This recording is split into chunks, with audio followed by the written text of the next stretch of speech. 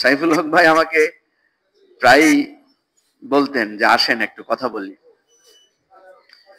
আমরা একান্তে অনেকবার কথা বলেছি এই আন্দোলন কিভাবে হবে, কিভাবে কি করা যায়, অনেক আলোচনা আমাদের মধ্যে হতো।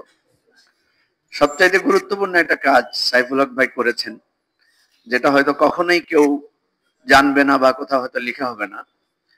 সেটা হচ্ছে মত পথের ঊর্ধ্বে উঠে নেতৃবৃন্দের সাথে একটা কমিউনিকেশন তৈরি করা।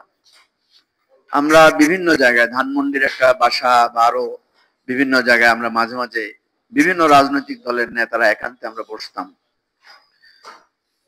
যে এই বন্ধ্যাত্ব কিভাবে গুঁজবে, এই আন্দোলন কিভাবে সফল হবে, আসলেই কি আমরা পারছি কিনা।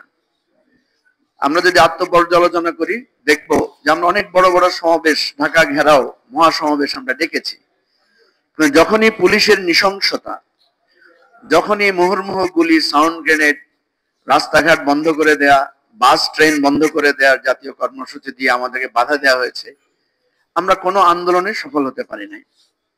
আপনারা দেখেছেন বিএনপি বিভাগীয় পর্যায়ে বড় বড় সমাবেশ করেছে, যেগুলো খুবই উৎসাহব্যঞ্জক ছিল, যেগুলো নিয়ে বাংলাদেশের নতুন নতুন গল্প হয়েছে। আমি নিজেও রংপুরের একটা সমাবেশ আমার দেখার সুযোগ হয়েছে। আমি সেদিন রংপুরে ছিলাম আমাদের একটা দলীয় কাজে। আমি দেখলাম যে মানুষ মাঠে খড় বিছিয়ে শীতের সময় শুয়েছিল।